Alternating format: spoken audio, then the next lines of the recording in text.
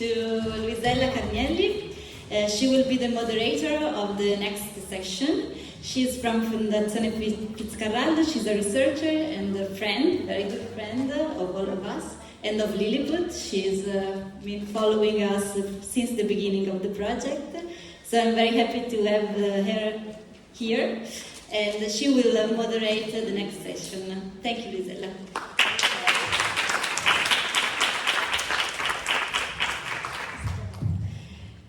Please come on, join me. Okay, thanks, Bea, and I'm so excited to be here with you. And now we are starting this first round table, and I think that the key word of change that has been introduced even in the keynote speech done by Silvia is the entry point of our round table, because the topic is in relation to how the context in which we are living and in which museums are now has been changed, and so what kind of society we are living in and what we have to do to be relevant right now and here now. I give the floor to Francesca Lagomarsino. She is a sociologist, and she's going to make her first speech in Italian, so please let's jump into the Zoom room if you are not Italian native or if you understand Italian. And she's a professor in sociology, and I think where you like to stay if you prefer. So, okay. And maybe because time is running and I think we are a little bit late, I ask gently to my partner here to be shorter so we can have time to open up the mic to all the audience. Thank you very much. Good morning. I will make my speech in Italian, but the slides are in English. Allora, dopo questo intervento interattivo dovrò fare uno sforzo per attirare la vostra attenzione. Allora, vorrei partire da una domanda di fondo, che è il titolo del mio intervento, ma in realtà noi possiamo porre come interrogativo, ossia noi siamo qui e diamo per scontato che le famiglie vanno al museo e partecipano alla vita culturale, ma possiamo partire dall'interrogativo che sta un po' alla base di questo assunto, ossia che cosa fa sì che le famiglie, soprattutto negli ultimi decenni, siano cambiate, abbiano subito dei cambiamenti che le portano ad aumentare la loro richiesta di consumi culturali, no? E tra questi anche il museo. E è vero che le famiglie sono cambiate, scusate, cosa faccio per dire? Okay. Sono veramente cambiate le famiglie? C'è un nuovo modo di concepire la genitorialità, c'è un nuovo modo di concepire l'essere genitori? E questo si intreccia con la fruizione culturale. Quindi dobbiamo partire da questo presupposto per non dare questo assunto come scontato, anche perché, questo la riflessione sociologica ci aiuta moltissimo, perché appunto c'è un'analisi nella letteratura scientifica negli ultimi decenni che si focalizza proprio su questi cambiamenti e ci aiuta anche a capire qual è la propensione delle famiglie ai consumi culturali. Allora, se non so chi di voi ha figli piccoli o frequenta genitori, sapete come benissimo, io ho 2 bambini piccoli, che c'è da un lato una riflessione continua sul fatto che i genitori oggi sono terribilmente coinvolti nella vita dei loro figli. E c'è però anche, soprattutto si vede molto bene sui blog, nei social. Io recentemente, mentre mi preparavo, ho letto un articolo di una famosa giornalista su una rivista che faceva proprio questa ironia sul fatto che iniziava la scuola e noi genitori eravamo travolti dai milioni di cose da fare, e l'aspetto interessante che torna sempre è: ma in fondo i nostri genitori non erano così. Cioè, in fondo, se i nostri genitori, ma se andiamo anche nelle generazioni precedenti, c'è stato a un certo punto un qualcosa che ha portato a un cambiamento delle forme della genitorialità, e che è però focalizzata sulle aspettative sociali, ossia le aspettative sociali oggi, parliamo delle società occidentali, europee in questo caso, ma non solo europee, ma le società occidentali contemporanee hanno sviluppato un'aspettativa nei confronti della genitorialità che è diversa dal passato e che è molto chiara in questo senso. Allora è interessante capire, quindi scusate, c'è un po' un compiacimento tra dire i nostri genitori non erano proprio così travolti, no? Dall'essere sempre presenti nella vita dei figli. Noi ne sottolineiamo la fatica, però ne siamo anche fieri, ne siamo anche contenti. Allora è interessante capire che cos'è che ci ha portato a questo cambiamento, perché ci permette anche di capire perché oggi ci aspettiamo questo coinvolgimento dalle famiglie. Allora, innanzitutto che cosa vediamo? Che i sociologi insistono molto sulle aspettative sociali, perché è l'attesa degli altri che ci interessa soprattutto, al di là di quella che è la nostra scelta individuale. Allora, sicuramente la letteratura scientifica ci dice da tempo che negli ultimi decenni è chiaramente cambiato il ruolo e le attese sociali dei ruoli dei genitori, sia rispetto al ruolo paterno che rispetto al ruolo materno, e anche rispetto alle relazioni intergenerazionali, ossia non cambiano solo le mamme e i papà, ma cambiano anche i nonni, ad esempio. Noi abbiamo attese completamente diverse nel ruolo educativo dei nonni rispetto a quello che avveniva nel passato, e soprattutto rispetto ai compiti che i padri, le madri e gli altri membri della famiglia esercitano nei confronti della cura dei figli. Sarebbe un tema interessantissimo, non mi soffermo, se no parlo solo di questo, poi se vi interessa magari torniamo. Ci sono però 2 libri molto carini che vi consiglio su questo, sociologici ma assolutamente comprensibili, che proprio usano questi termini. Uno si intitola Nuovi genitori, l'altro Nuove madri, nuovi padri. Allora, che cosa succede? Questo cambiamento non è in realtà un cambiamento recente, è un cambiamento che inizia già alla fine del 1700, e questo sociologo Emile Durkheim ce lo dice molto bene, quando si ha il passaggio all'interno delle relazioni familiari dai legami con le cose ai legami con le persone, che non vuol dire che nel passato i membri delle famiglie non si amassero, non avessero legami di affetto, ma vuol dire che i motivi per cui le famiglie si creavano e si procreava erano soprattutto legati a dimensioni materiali, che poteva essere la trasmissione dell'eredità, la trasmissione del nome e anche l'avere una forza lavoro, no? Delle braccia che contribuivano al sostentamento del nucleo familiare quando la famiglia era un'unità di produzione e non solo di consumo.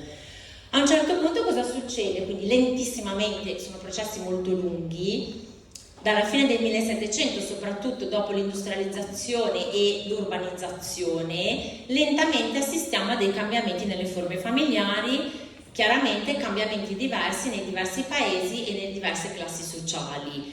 E questo porta, ora vado velocissima, però è ovviamente molto più lento come meccanismo. In primis ha un cambiamento nei motivi che portano alla formazione della coppia e poi alla nascita dei figli, perché al centro si pone quello che noi chiamiamo l'amore romantico, cioè è la scelta affettiva dei partner ad essere la base della formazione della coppia e della formazione poi della famiglia. Questo ci sembra ovviamente meraviglioso, ma mette un germe nella fragilità delle relazioni, perché se ciò che mi spinge, cioè il motivo di fondo è l'affetto, il sentimento, l'amore, quando questo viene meno, chiaramente l'unione si spezza, no? Cioè sono legittimato a interromperla. Quindi che cosa accade? Nel momento in cui la relazione di coppia è... scusate, non volevo dire un'altra cosa. Nel momento in cui la relazione di coppia per certi aspetti diventa più fragile, no? E la stabilità dell'unione diventa più fragile, il focus di attenzione si sposta sulla relazione genitore-figlio. Tant'è vero che si parla di spostamento dal patto coniugale al patto filiale, perché la relazione col figlio è una relazione inscindibile, anche nei casi di genitori che non si occupano dei figli, nel senso che per esempio non crescono i figli, ma quel legame lì è un legame che è nato in qualche modo. Allora, l'altro grande cambiamento estremamente interessante è il modo in cui cambia il modo di guardare i bambini. Io ho portato questi due quadri che uso sempre anche a lezione, quindi non l'ho fatto per il convegno. Inizia lentamente un processo per cui si scopre l'infanzia, e scoprire l'infanzia non vuol dire che prima non ci fosse lo sguardo sul bambino, ma nasce l'infanzia come categoria teorica, nel senso che ci si comincia a rendere conto, già alla fine del XVII secolo, che l'infanzia è una categoria della vita particolare e il bambino ha esigenze particolari, e questo lo vediamo in tantissime discipline, dalla puericultura, la medicina, la pedagogia, e lentamente ci si accorge che si presta il focus di attenzione molto più focalizzato sulle esigenze del bambino, della sua crescita, del suo sviluppo. In particolare questo storico francese è uno dei primi in questo lavoro, che è interessantissimo e anche godibile come lettura, ci fa vedere proprio come nasce quello che è chiamato il sentimento dell'infanzia.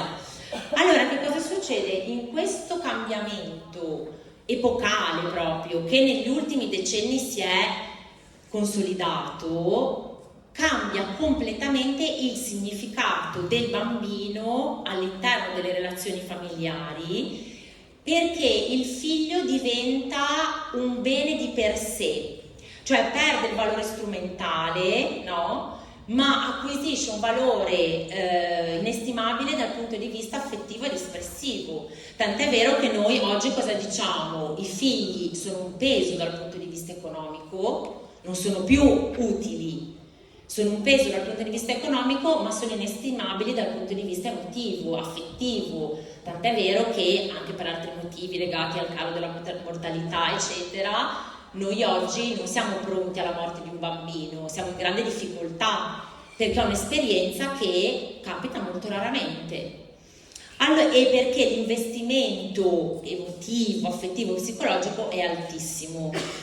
Allora, questo cosa ci porta a far sì che, cosa determina? Che il figlio, il bambino, soprattutto nelle società come la nostra in cui c'è un calo della natalità altissimo, quindi i figli sono pochi, sono sempre più scelti. Poi adesso vediamo nella prossima slide, c'è questa categoria del desiderio che è determinante, ma essendo scelti, essendo al centro di tutta questa dinamica, il figlio diventa una fonte di gratificazione per il benessere del genitore, no? Anni fa, faccio sempre questo esempio perché mi aveva colpito, a un convegno all'università, era venuto uno psicoterapeuta e diceva: una delle principali preoccupazioni dei miei pazienti cinquantenni è capire se i loro figli li amano. E quest'uomo, che aveva sui 60 anni, diceva: a mio padre non sarebbe mai venuta in mente una cosa del genere, perché il ruolo e le categorie del rapporto tra genitori e figli erano completamente diverse, che non vuol dire che non si amassero. Allora, che cosa succede? Nel momento in cui il figlio diventa frutto della scelta e fonte di gratificazione, no? Di desiderio del genitore, perché attraverso la filiazione io mi aspetto di essere felice, che questo corrisponda al mio modello familiare su cui ho investito. Chiaramente che cosa succede? Che entra in gioco, intanto dicevo prima, la categoria del desiderio, no? Il figlio deve essere desiderato, voluto, e allora entra in gioco la dimensione della totale disponibilità dell'impegno volontario, cioè se io investo in modo razionale con tutto questo portato emotivo e del mio desiderio, chiaramente devo essere disponibile a tutto l'impegno richiesto per la crescita, l'educazione, la formazione dei figli. In questa dinamica, quindi di impegno totalizzante,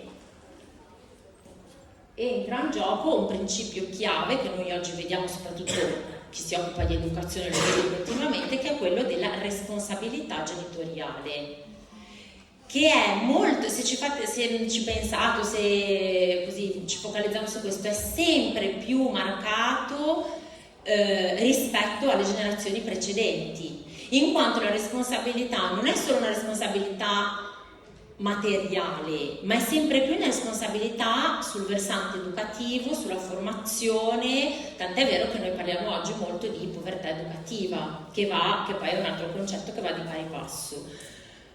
Allora, questo ci porta, e ovviamente tutto ciò, adesso io lo dico diciamo in una chiave estremamente positiva, ma poi anche tutta una serie di sfaccettature complesse. Allora, al centro di tutto ciò ci troviamo in un contesto in cui ci aspettiamo socialmente che la vita del singolo e della coppia ruoti intorno alle esigenze del bambino, che è posto al centro di questa relazione. Non a caso, come vi dicevo, questo modello familiare inizia alla fine del Settecento e all'inizio dell'Ottocento, coincide con quello che noi chiamiamo la nascita della famiglia borghese, e mi è piaciuto quel quadro perché riprende proprio questo discorso. E uno dei capisaldi della nascita della famiglia borghese è proprio il porocentrismo, cioè riconoscere il bambino al centro. Allora cosa accade? Che rispetto all'aspettativa sociale il buon genitore chi è? È colui che è responsabile, è sempre presente nella vita dei figli per rispondere a tutte le sue esigenze, sia nella sfera pubblica, sia nella sfera privata che in tutte quelle sfere pubbliche che il bambino e che la famiglia nella sua vita attraversa, no? Dalla scolarizzazione a tutte le esperienze culturali esterne alla scuola, tra cui anche, quelle che noi sociologi chiamiamo i consumi culturali, quindi la lettura, l'accedere ai musei, ai siti archeologici, al cinema, no? Tutte queste esperienze che quindi ci fanno anche capire, ora io sono stata, mi dispiace, velocissima, però ci fanno capire perché noi oggi ci troviamo qui, perché c'è questa domanda da parte delle famiglie, no? E perché c'è questo desiderio anche di essere attivi nella progettazione. D'accordo, questo porta secondo me a delle sfide. Innanzitutto è interessante vedere che la ricerca sociale su questo binomio, cioè famiglie e consumi culturali, è molto scarsa. Quando mi hanno contattato per questo intervento, lì per lì ho detto ok, devo cercare qualcosa, perché effettivamente io mi occupo di questi temi, insegno questa materia, ma non è un tema molto presente. È molto scarsa, anche se in realtà, ad esempio, l'Istat fa ogni anno una serie di rilevazioni da cui vediamo benissimo quali sono, ad esempio, i tipi di famiglie che accedono ora dico ai musei, ma a tutte queste esperienze culturali. Ci sono varie indagini, l'indagine multiscopo sulle famiglie, l'indagine sull'uso del tempo libero, l'indagine sui consumi, che ci fanno vedere chiaramente, che ci fanno vedere benissimo questo. Allora, le sfide che incontriamo sono soprattutto legate a un aspetto cruciale, che è questo: la possibilità e l'opportunità di accedere ai consumi culturali non è neutra, ma è fortemente legata all'appartenenza di classe sociale, e questo noi lo vediamo chiarissimamente. Quindi dobbiamo focalizzarci, soprattutto nell'ottica, come diceva la collega, di superare la disuguaglianza, nell'ottica dell'inclusione, su questi tre aspetti. Le risorse economiche, ma l'ho messo per ultimo perché non è l'ostacolo principale. I due aspetti fondamentali sono l'uso del tempo, la disponibilità di tempo, cioè l'agio della vita familiare è fondamentale. Chi è che ha il tempo di dedicarsi a queste attività? e anche e soprattutto la familiarità con determinati contenuti. Questo ce lo insegnano molto bene, chiudo, i sociologi che studiano i fenomeni di disuguaglianza nei contesti educativi. Solo la familiarità e la quotidianità con certe esperienze, a partire dalla scuola, fa sì che si acceda a quelle stesse esperienze. Cioè io vado al museo se nella mia quotidianità considero che guardare un quadro, andare a un concerto, qualsiasi cosa sia accessibile e sia nella mia normalità, nella mia quotidianità. Quindi questa è un po' la sfida che ci possiamo porre. Grazie.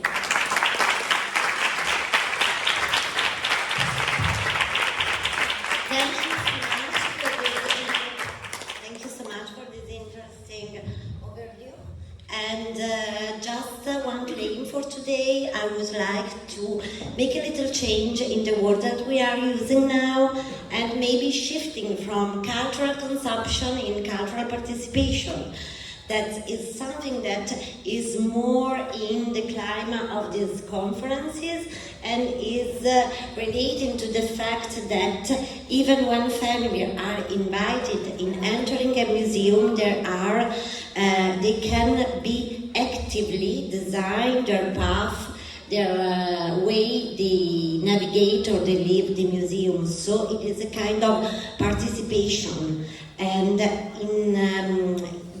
it's also a way to underline the fact that when we enter a space like a museum, we are habilitated to give a different meaning to what we are seeing and to interact in a different way.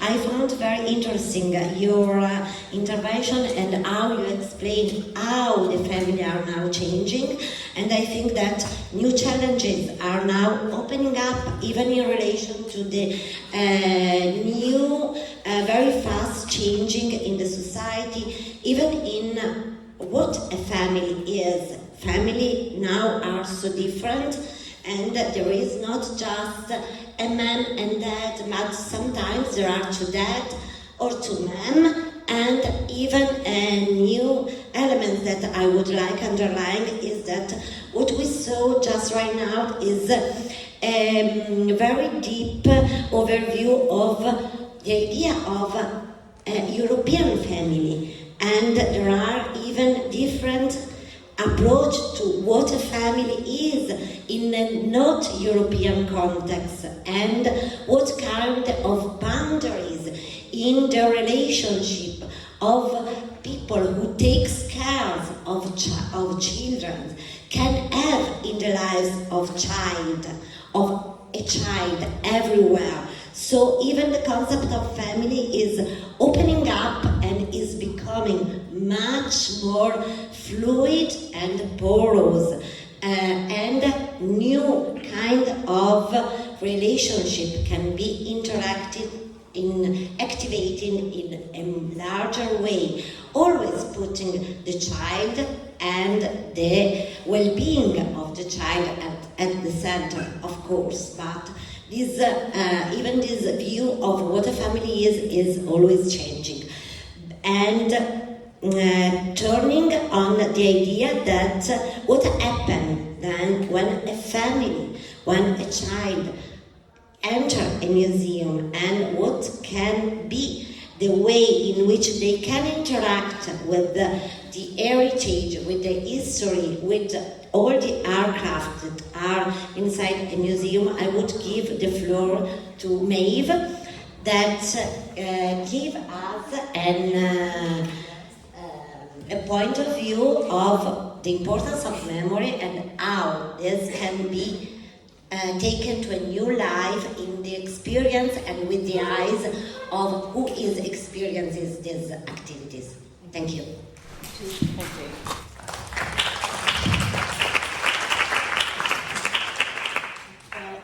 Thank you, everyone. Hello.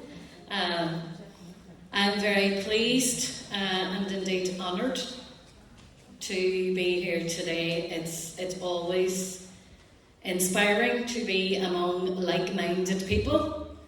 I credit the team for already at this early stage in the meeting to bring together so much inspiration and new ideas. So well done to everybody involved.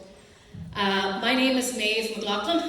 I am from a place called Derry in the north of Ireland, which I love dearly. I am a director of the Bloody Sunday Trust. Now, can I just see if this works for me? Yeah. Possibly a name that may be known to some, but maybe not everybody, so let me explain. The Bloody Sunday Trust is a charity. It's based in Derry in the north of Ireland. It was set up in 1997 to campaign for public inquiry following the murders of 14 civil rights marchers on the streets of my hometown on the 30th of January 1972 by the British Army. The event was very much a catalyst for many, many years of conflict. And indeed, some might say that the event was also a catalyst in terms of the current peace process. The event, I suppose, the peace process in its current form came into fruition in 1998 with the signing of the Good Friday Agreement, or Peace Agreement, as it's now known. So the Trust, the Bloody Sunday Trust, and I'll refer to it as the Trust, campaigned and indeed succeeded in securing a public inquiry. And significantly, a public apology. So we look at that in terms of conflicted, contested societies. We had a public apology from the British government, who very clearly in June 2010 said that the killings were both unjustified and unjustifiable. The issue of prosecutions, folks, is a very live, ongoing issue, and one that I'm happy to speak to you about afterwards. But you might say, where does the museum fit into this? So the Museum of Free Derry is owned by the Trust. It is, I'm thankful to say, an award-winning multimedia museum. Importantly, the museum is located on the site where a number of the murders took place. And indeed, for those of you who have been, the bullet holes are still on the wall. So it makes it a significant site in relation to, if you like, our history and how we put our history into context. It tells a story, and I think again, this is one of the significant pieces for our museum. It is time-bound, and it tells a story between 1968 and 72. So the story of the struggle for civil rights, the emergence of that struggle for civil rights, right up to Bloody Sunday and beyond. And importantly, it is told from the point of view of those who were most affected by those events, namely the families. The second Trust project is one that I have managed for the last 4+ years, and it is known as the Derry model. So what is that? Apart from the fact that it's a lovely place to be and Irish people are great crack, what is the Derry model? It's effectively platforming through the museum and other negotiations and dialogue that so much has been achieved in our place as a society coming out of conflict. And how those lessons and learnings, and I think this is critical to looking at contested stories, how those learnings can be used nationally and now indeed internationally. So, how does a museum become an agent of social change? Well, I think there are a number of things that the Museum of Free Derry do well. There's a number of unique dynamics. Not only does it preserve and present a story which is still contested in relation to the events of that day. It is a resource of activism, education, and dialogue for the families affected. And if you think about 14 families who lost their loved ones and the entire family circle and third generation that brings, it's a tool for them and indeed for the wider community.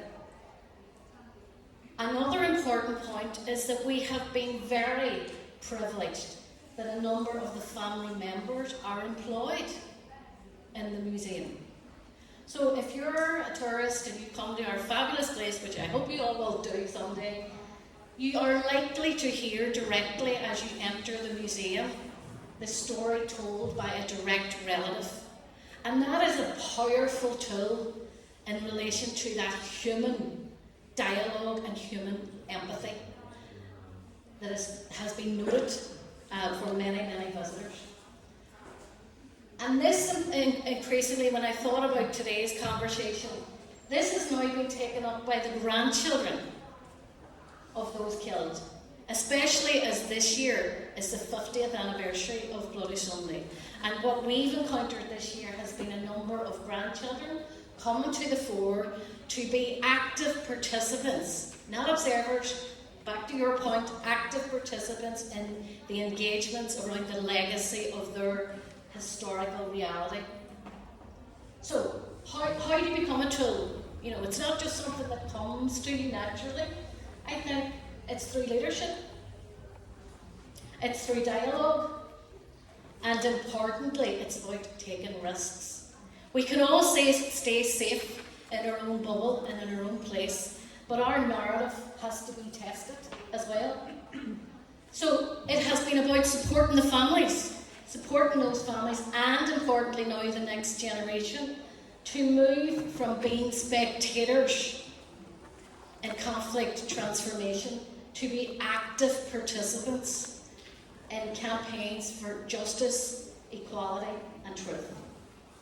It's about creating a space.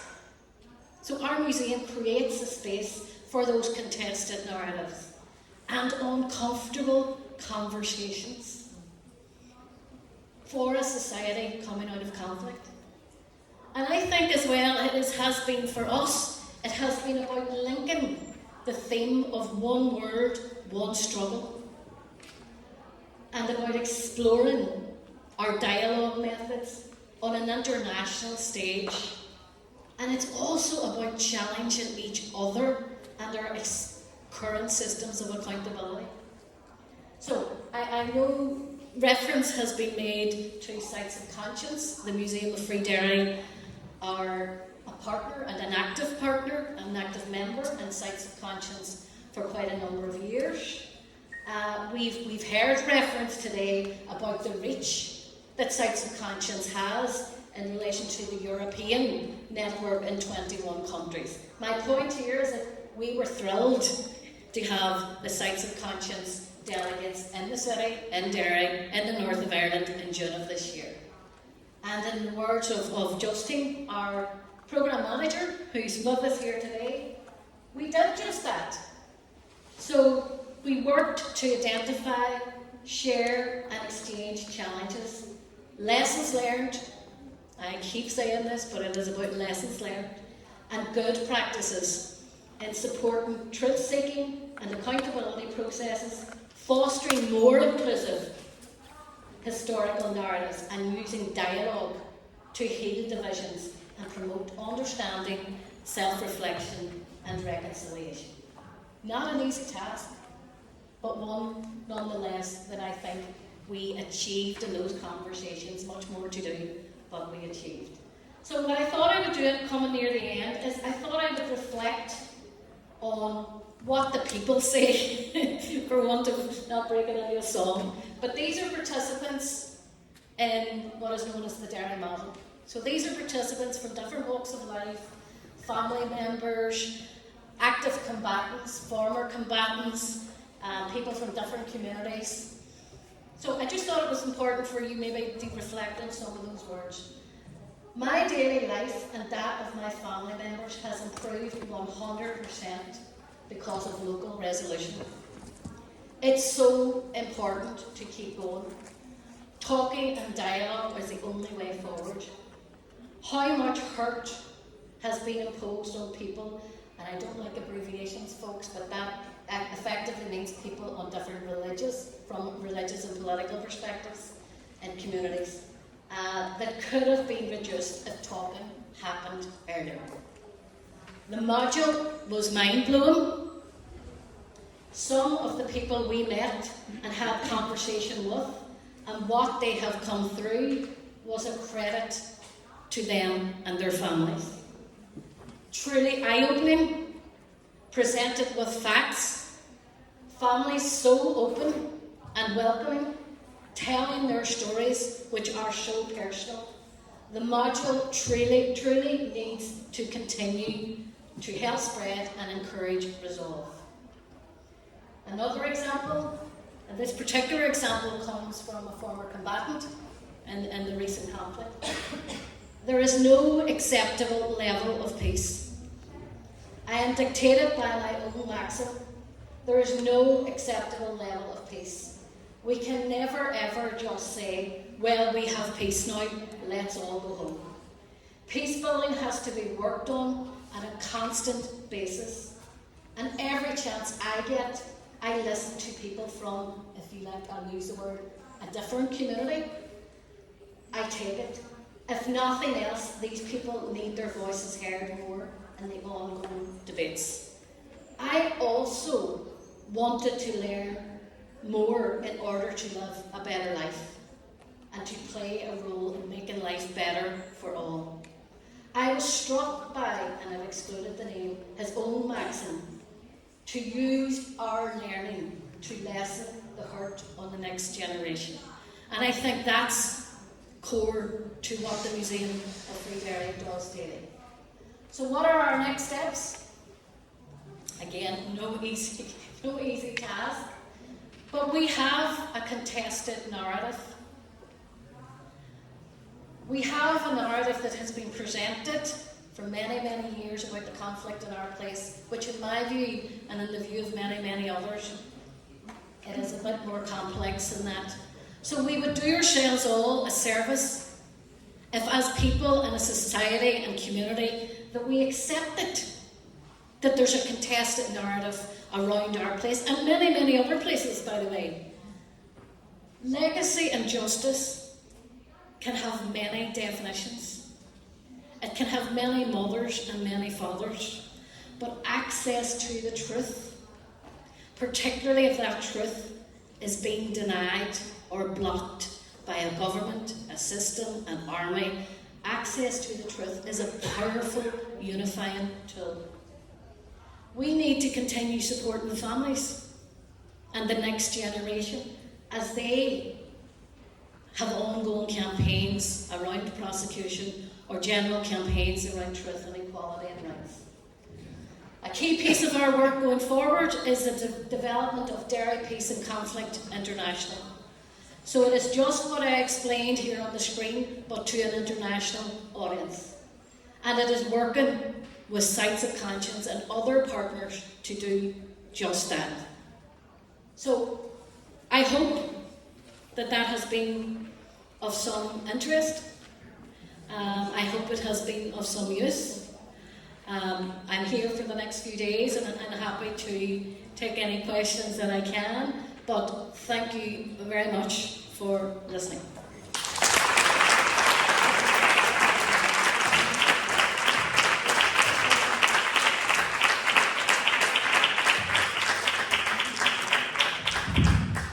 Thank you so much, Maeve, for this passionate speech and for giving an example of how a museum can fit with even the new definition that Sylvia shared with us before. So how a museum can be a place where we can invite and work together with the community, dealing with hot topics and bypassing differences, and even being a place where different people with different background, with different religious consciousness can meet and can discuss and can co-create or co-design the future they like for themselves and for their family. How a museum can become a place where sharing knowledge, but a knowledge that we can build together, thanks even to the memory of what happened and giving value of emotion, of experience, and not be afraid or worried to discuss together about this topic and to give relevance to this topic. I love so much when you spoke and we said that our museum became a safe space for unsafe thoughts or unsafe idea.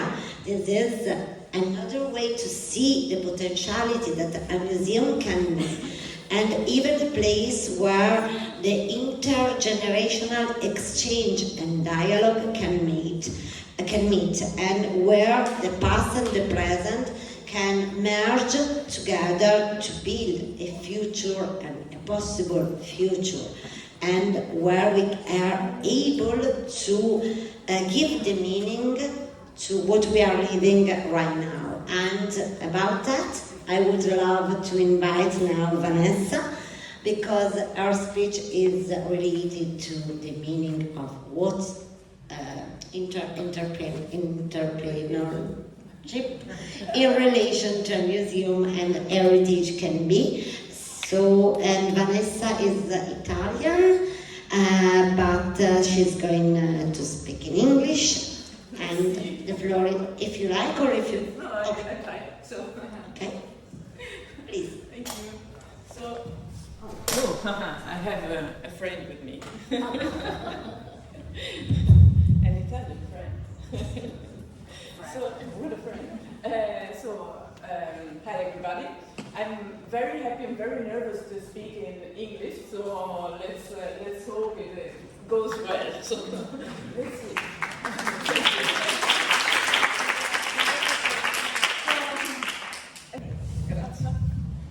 So today we have listened to many interesting things, and the main thing was every single museum was trying to start a conversation with their visitors. And how do we start this conversation? Where do we come? Where the conversation starts from, and how can we relate with our visitors? We want the visit to be a transformative journey. When I was asked to talk about this, I said, oh, wow, that's interesting. There might be something that I said that has to relate with this transformative role of heritage interpretation of museums. So what I'm trying to do in now is to show you just a few tricks, let's say, that heritage interpretation uses to start this conversation. Heritage interpretation is a tool, like to create a process that the museum can do and start with their visitors.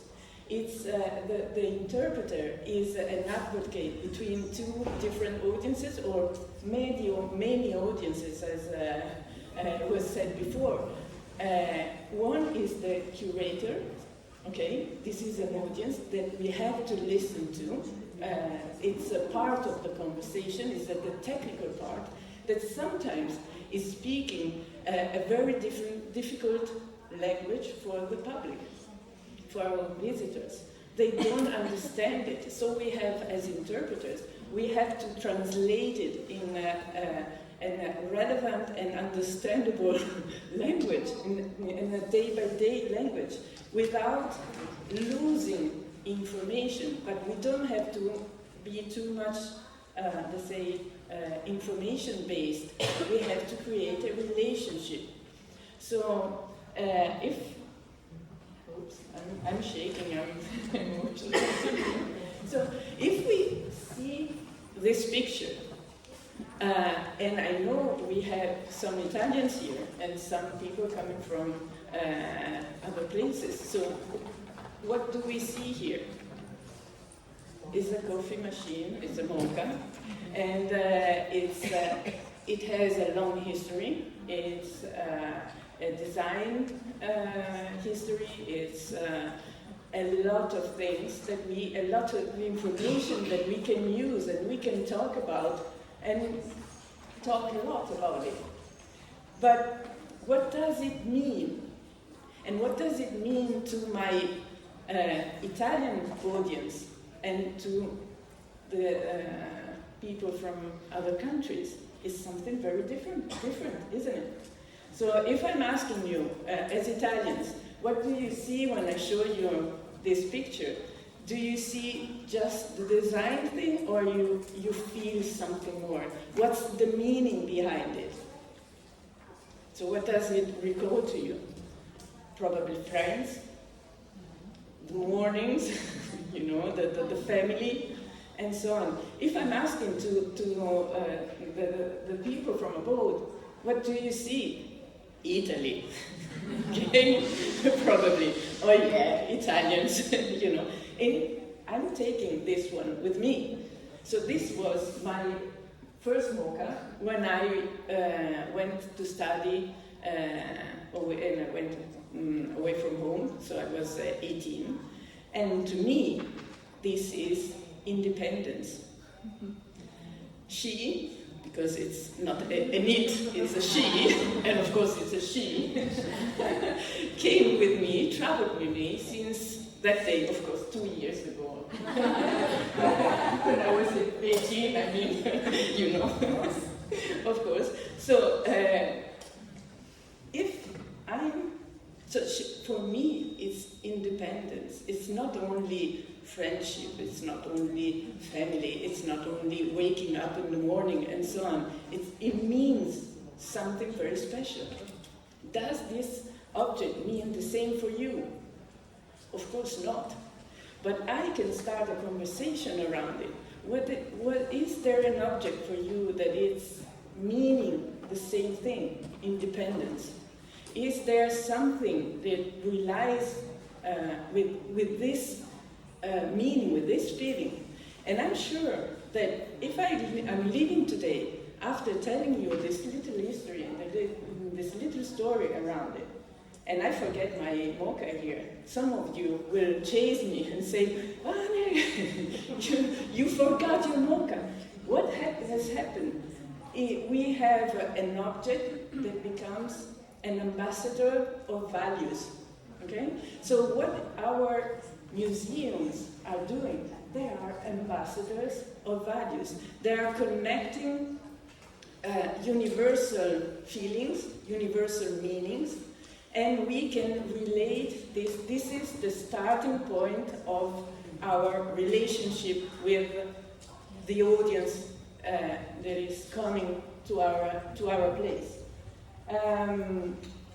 So the meaning of the object, of whatever we are looking at, is not in the object itself, it's in the people. So we have to recognize that each one of us is interpreting reality in their own way. We all have glasses on, even if we are not wearing some of them. We have to be really, let's say,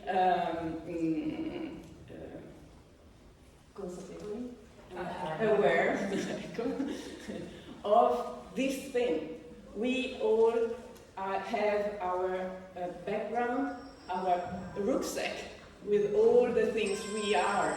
We have been, our family, our culture, everything where we come from makes us see reality through a frame, let's say. And as interpreters, we have to be very aware of it.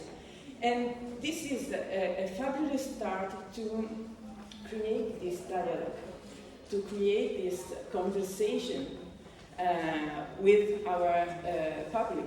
So, We know the places, collections, single objects, also landscapes are ambassadors of values. But if we want to make our journey, our visit, a transformative one, we have to have a plan. So even if we are jamming and if we are improvising, we have to have a plan. This plan is a sort of, let's say, dance.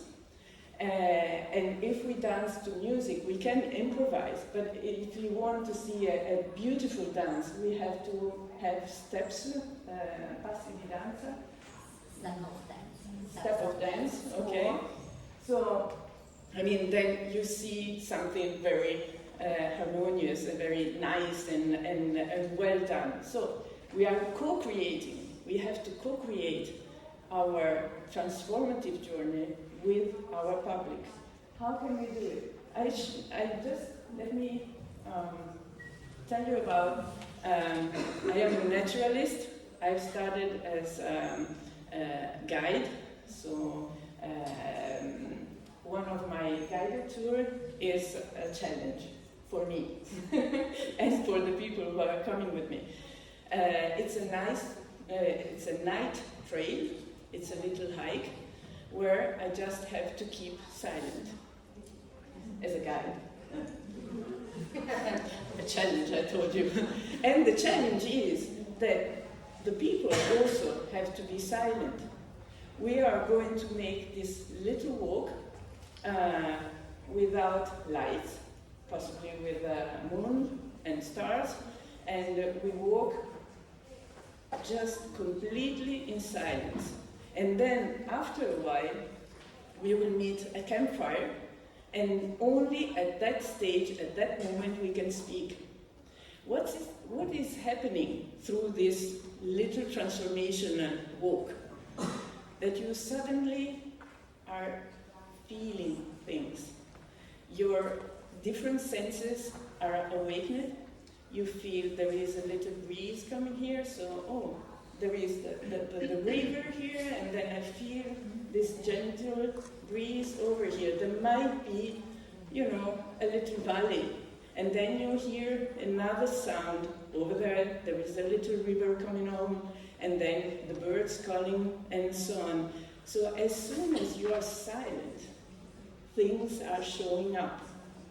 So when we are gathering around the fire, then it's the moment of conversation, and then is the co-creation of the experience. Have you heard that? What was that? Did you hear? Did you see? How was it? So through the experience, through the sharing, sharing this moment, you created the experience, and this is what makes the difference.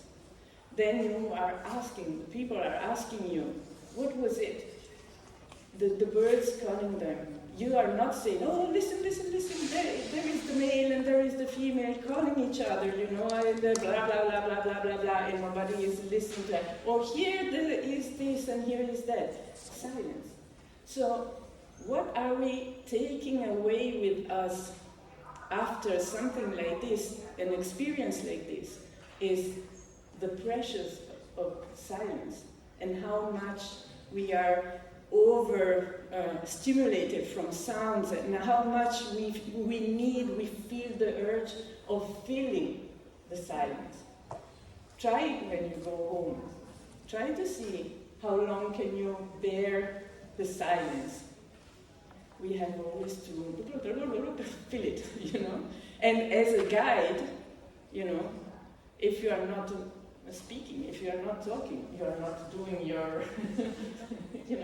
So this was just a small example on how interpreting a situation can come. Then it's a challenge. We have to. We know exactly what we are going to do. How to provoke thoughts. How can we make people think about what's going on? So we are not going to be storytellers. So we are not giving a special narrative. This is not me telling you what you have to see. It's us, okay, creating what we are seeing, what is going on.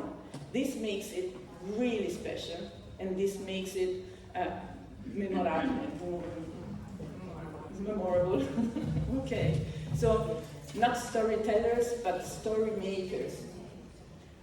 So our aim is to use the information to reveal something, to say something that people just can link to, they can relate to, what brings us into the thing. We can relate to this object because of what the values it bears. We can take its message back to our home and relate again, as we were told before, bring something back home and keep on thinking, and again and again and again, and provoke thought, not just not provocation for itself, but thinking. So this is the aim of heritage interpretation, and I don't know, I wanted to keep it.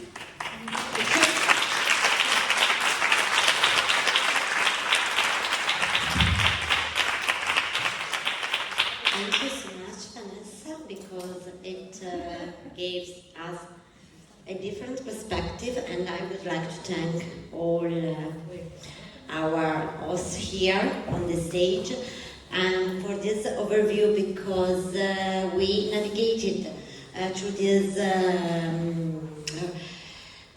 difficult times.